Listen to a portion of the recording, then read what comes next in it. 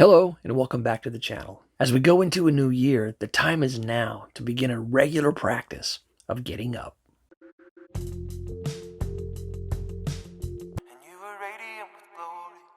Hello, my name is Todd, and Think and Be Well is dedicated to improving the lives of people, particularly those who live with a chronic condition. Please remember to like, share, and subscribe. If you live with a chronic condition, then you've spent a lot of time investing in your illness and your symptoms. You've given a lot of thought to that chronic thing that seems to control your life. With the new year upon us, it's not uncommon for people to reflect on their life goals and see how they can reintegrate them into their path for a new year.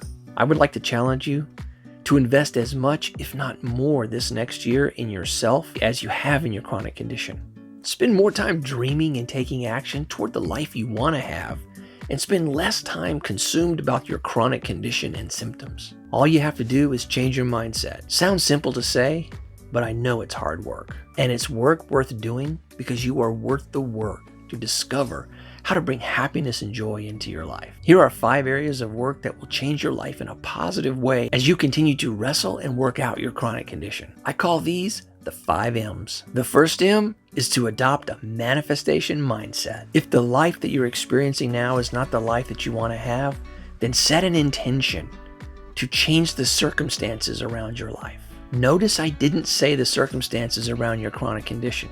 You spend enough time thinking about that. We all do. But what we can do is begin looking at how to change the situational circumstances that we find ourselves in. Take inventory, take stock of the things in your life that you do have, those things that you are able to do, and then use those things to catapult you into a new way of thinking about your condition and about your life. You may not even be able to fathom that as an idea, but if you want a purposeful life that brings you joy, manifesting that life starts with your intention. Again, take a look at the things you do have, and then develop a gratitude practice around those things that will help you to leverage and visualize a life that you can have with your chronic condition and still thrive and be happy and find joy. In addition to your intention, believe in yourself and in the fact that you can have the life that you visualize. Practice positive self-talk. Don't let your thoughts insult you.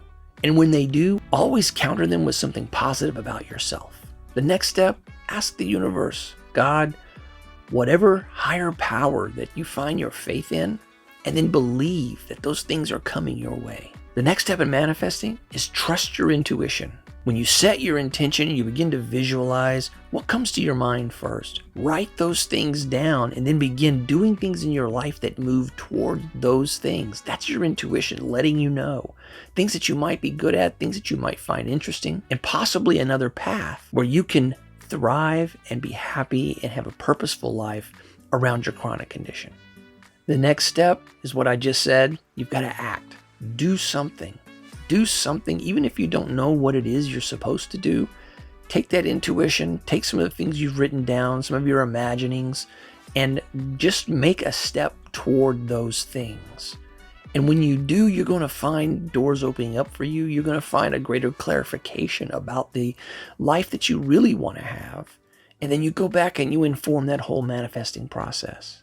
The second M is develop a mindfulness practice. Mindfulness is a state of being present in the now space, not being consumed in the thought space where you take the past and you imagine a future where your pain is always there with you, and then you develop a narrative around your pain. And I've talked about this in some previous videos, and I'll link them here at the end. But this is what it means to be mindful. Stay present. Stay present, and you can stay positive. One activity to help your mindfulness practice is, of course, meditation. There are books and apps and all kinds of information available about meditation. Meditation helps you understand your mind and helps you to understand how to work with your mind to develop authentically positive mental states. These mental states will serve you in your process of manifesting and in the process of creating the life that is purposeful, joyful, and fulfilling for you. The third M is movement. Get moving. You don't need to join a gym or lift weights or run a 10K. Just get up every day, stand up, take a walk, stretch. If you're able to do more, then do more. But always listen to your body. It's going to let you know when you've reached a place where you need to slow down and take a break or stop for the day. Don't push yourself. If you live with a chronic condition, pushing yourself the way that most workout regimes seem to want you to push, that push does not work if you live with a chronic condition. You have to listen to your body. Getting up and moving is enough. Just getting up and moving every day will condition your body, and every day you'll be able to do more and more and more without pushing. The fourth M is meals. Become a student of the food that you take into your body every day. Become a student of nutrition. Discover eating habits that contribute to an improved state of mind. When your body feels better, your mind feels better. You can find a ton of healthy eating YouTube channels. You can find blogs. You can find books. Eating healthy is all around us. All we have to do is tap into those resources, and we can get everything from recipes to exact steps on how to eat better and more healthy. The best thing you can do is try new things. Break out of the cycles of eating that you have and begin a healthy eating life. The fifth and final M is maintenance. Keep on keeping on. Reflect and refresh your plans as you begin to feel them wane, as you begin to feel yourself falling back into that old standard of doing things. Go back and revisit your goals, refresh them, and then reintegrate them. Do this every 6 weeks or so, and you can maintain this throughout the whole year.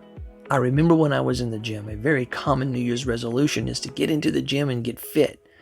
And I had been in the gym regularly for 5 years, but every year from January to March, the gym would almost double in size, and there were a lot of people in there working out and getting in my way, so to speak. But after March, there was a regular crew in the gym, and they were back to just about where they were. Normally, we would get 1 or 2 additional members who would hang in there with us, but January to March, that's when people hit it hard. So if you will revisit your goals 4 to 6 weeks, and then review where you are, and then do a reintegration ceremony, do something to reintegrate those into your practice, you can do this throughout the entire year, and then it becomes part of who you are. It becomes part of your new life that you're creating. So maintenance is key. Don't give up on getting up. If you'll just implement these 5 steps at the beginning of this next year, you will find that you can create a purposeful and fulfilling life that you want. Have a blessed day and create a blessed life. Thanks for watching. And if you found a vibe with the message, please remember to like, share, and subscribe. You can also hit the bell if you want a little reminder when new content is posted. Think and be well today, my friend, and peace.